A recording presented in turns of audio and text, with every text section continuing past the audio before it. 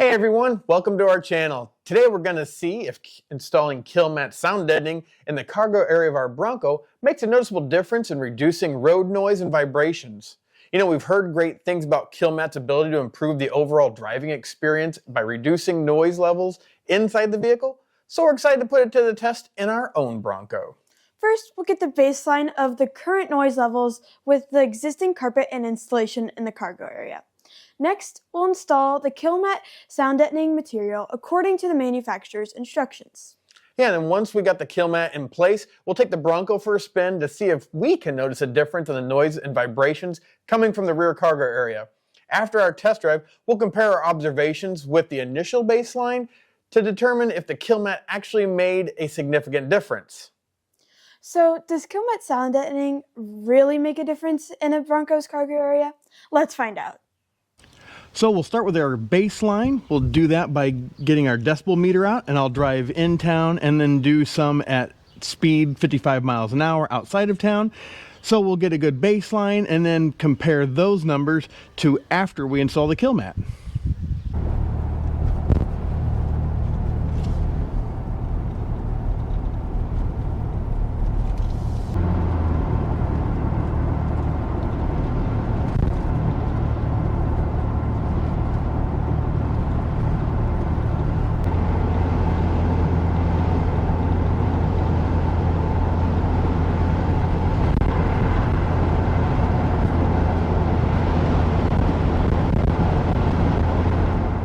All right, to start, we need to remove all the trim so we can remove this carpeted floor here. So we've got our trim removal toolkit. We got this off of Amazon. Has basically everything you need to take apart a car with all the plastic trim they have on them. Even has some of the retainers that so many of these panels get held down with. Has the picks, things like that.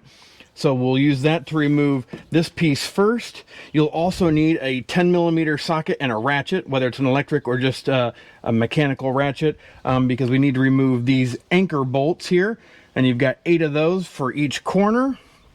So we'll get to that first, and then we'll be able to remove these panels last. We're going to remove these anyway because we've got another project coming up. So we'll probably remove this because I'd like to insulate this one as well, but we've got a project going on over here, so we'll probably just leave this one off.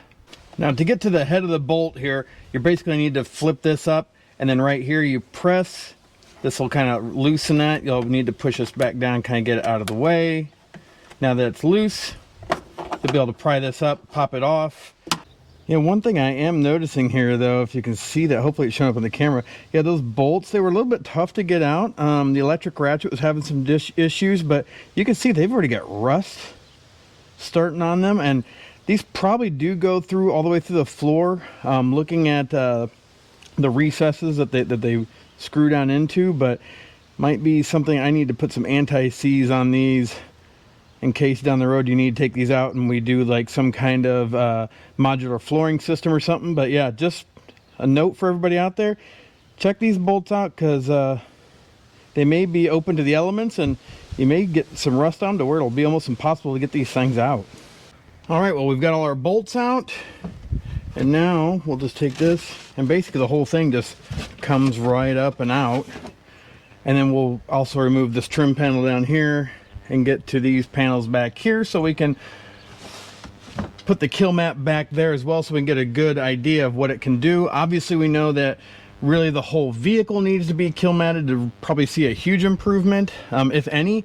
But we're just going to see what will happen if you just do the rear cargo area in this video.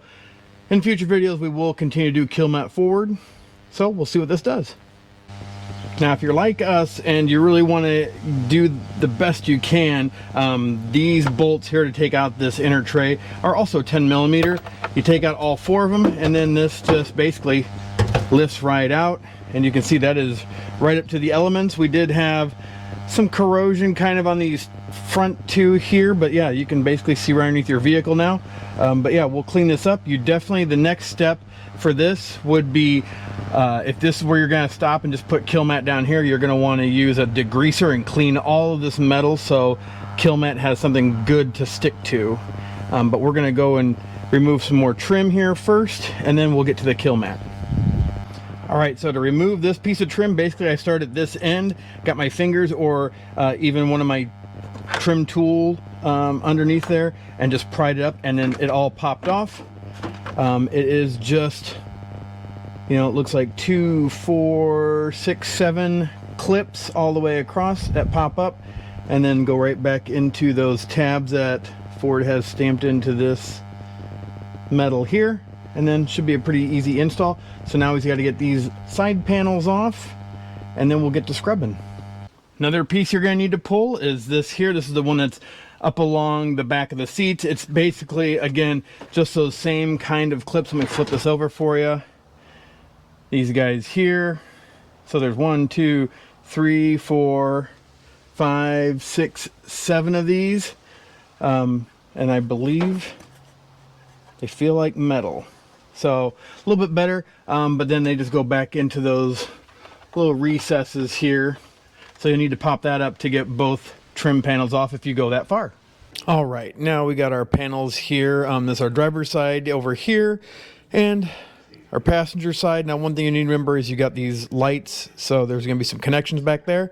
To get this off, there's actually this little piece here. I'm not sure, hopefully it goes around the bar to get this side panel out. But yeah, I got this loose, and you can see you got some orange clips right in here that kind of started off.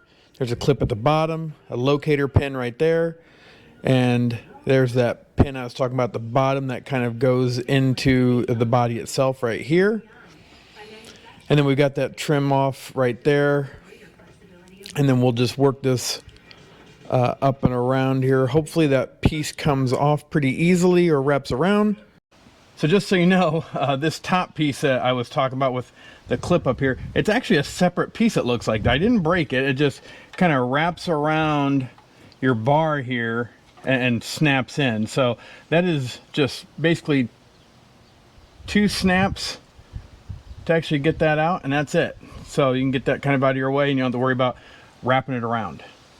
And if you have the hard top like we do, this is an access panel, which if you just want a little bit more room to see back there to see what's going on, you can pop this off. This is basically where the soft top is like, if I remember right, this is where the soft top kind of bolts in partially to the body on both sides. So you could take out that panel there as well on the hard tops, just to see down in there a little bit better.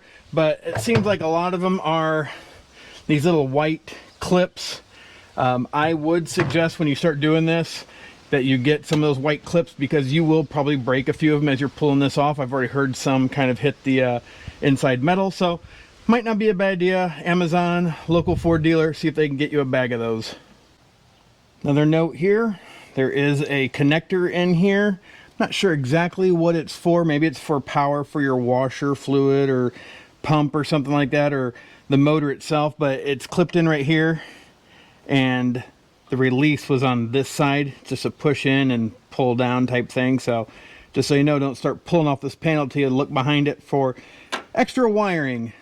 Now to get this panel out fully, you do in the 4 doors. I'm not sure on the 2 doors yet, but I'm assuming it's probably similar. You're gonna need to go up to your rear passenger side on the 4 doors, or rear driver side passenger, because let me show you. You do need to pull this panel up and off, which will expose the wiring, because that panel in the back comes all the way to where the rear passengers sit. So you need to pop this off as well. So take off that sill plate there, then you're able to pop this off and be able to remove the back. All right, so we've got the panel out. It does make it easier to fold down the rear seats. I did decide to finally just take out our car seat on the driver's side, which made it a lot easier to get this panel out. And now we can see what's behind the panel. They do have from Ford, you know, this is the sound deadening that they talk about. There's some extra studs here. I'm not quite sure what those would have been used for. Here's our trailer wiring harness, and all that module is there. But we're going to cover this in Kilmat, so we'll need to clean all these surfaces. And then we still need to get this panel out as well. So that's another car seat to come out. So we'll get that one going here, and we'll get to where we're installing the Kilmat once we clean everything up. All right, so working on the passenger side panel here. It does have the same kind of piece here that goes down and in to lock it in. It does have 3 of these orange tabs, and then you can also see we have a connection here. So this side we got to be careful because we do have the light and the 12-volt outlet, so we want to make sure that we're taking this off somewhat with kid gloves, and then we'll get to the vacuuming of the panel and then just cleaning this all down and getting on the Kilmat.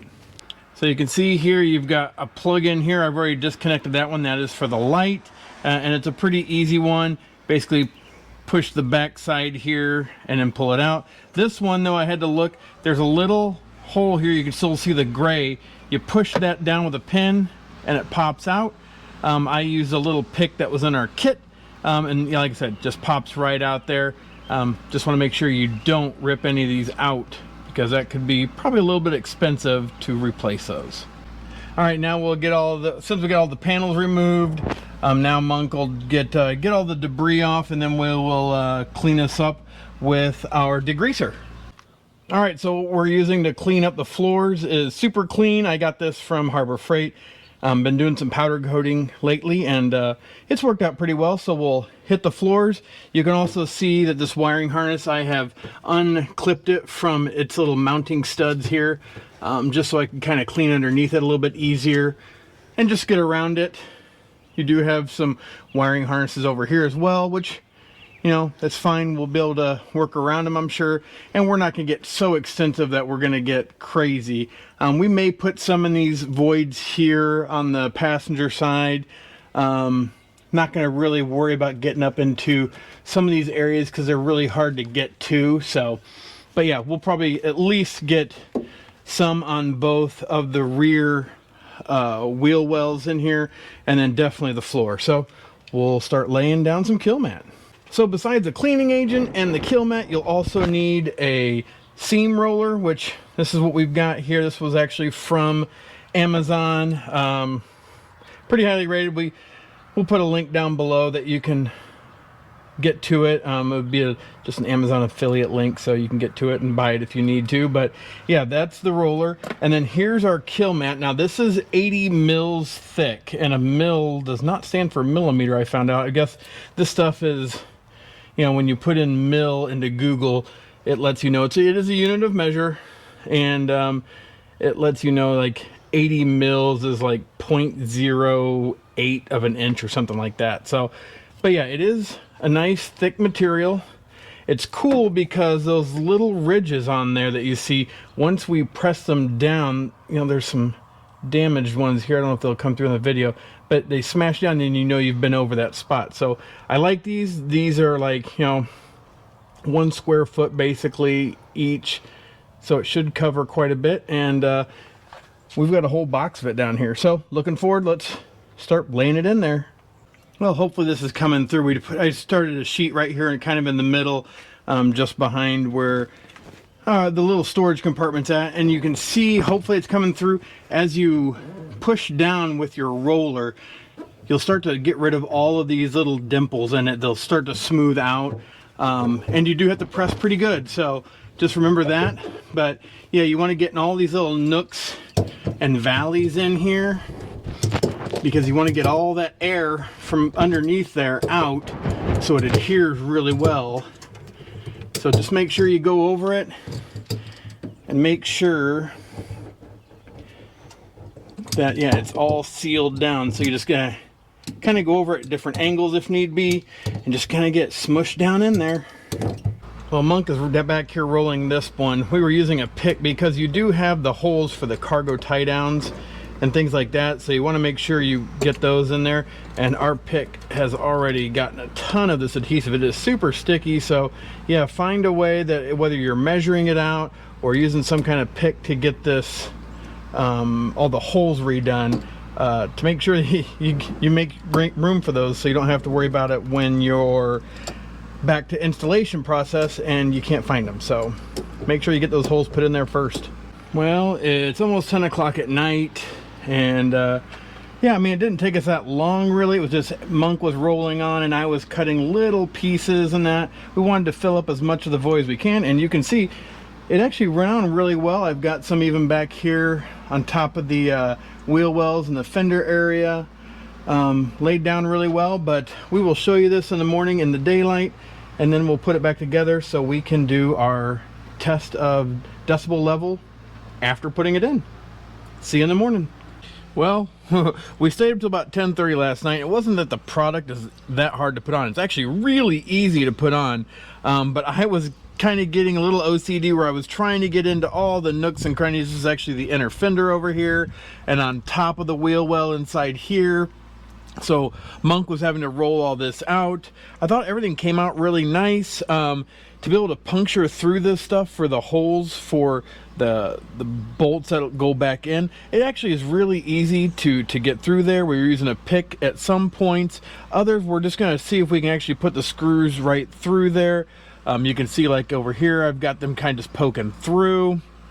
But yeah, it really is really easy to put on. I tried to just get it everywhere I could, and then we will be continuing on through to the front. This actually probably only took maybe half a box to get this done, so I'm confident I think I can do the middle section on the rest of the box, and then up front I think I can do that on probably half a box.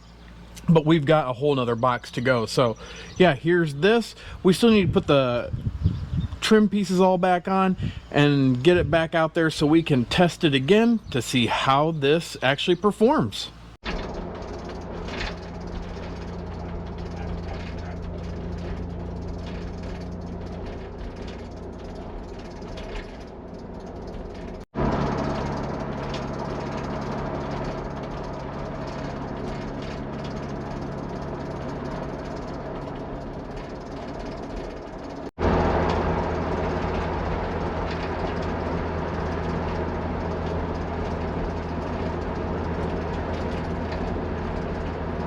Well, we're back from our test drive after installing the Kilmat, which we just showed you. It was a really easy process. The Kilmat product is really nice. Don't leave it in your vehicle like I did. It gets too hot in here. It got up to 90 degrees the day we installed it. I left it inside the vehicle and it started getting kind of melty, so don't do that. We do have some rattles, which you might hear in the audio from when we just took it out, and the clips are basically a one-use clip. We're not getting rattles from the side panels, which I thought we might, but then at the same time I thought, well, maybe we'll have some luck. No, there's a few of those white clips I showed you that are loose, so we're gonna stop by our dealership to get more of those. And if you get rattles, you know, just try to get some more of those clips. It's almost to the point where you might as well just replace all of them when you pull out these panels, so just keep that in mind. Other things are, you saw the results, they're pretty minimal, and I think that's really because we haven't done the rest of the vehicle. Once we do the rest of the floors, that'll probably help a lot, but you're only going to get so much of a difference because this is a Bronco, like the Jeeps and that the top comes off, so you're going to get wind noise, you're going to get some other noises and factors involved, or the type of roads we're on and where the wind's coming from. So, you know, I wasn't expecting like a huge drop, but you know, it looked like maybe we got 1 to 2 decibels less in some of the speeds that we were doing. So, but again, great product, easy to apply, just takes time to remove everything to get to the floors. So yeah, I definitely would recommend Kilmat. We'll put some affiliate links down below for the Kilmat, for the roller we use, for the trim tool kits. If you so desire to purchase them, go ahead. They're right down below. Get the whole thing and then start putting it in. Like I said, pretty easy to do. But yeah, we appreciate you watching. Hopefully it's been an informative video. This will lead us into some other videos with more Kilmat stuff, and we've got an audio upgrade coming up here pretty soon in a future episode, so stick around for that one. So with that being said, don't forget that hit that subscribe button, hit that like, and share out this video. Might be somebody out there that you know that would appreciate it, maybe still thinking about Kilmat. So we appreciate you watching. As always, have a blessed day. Bye.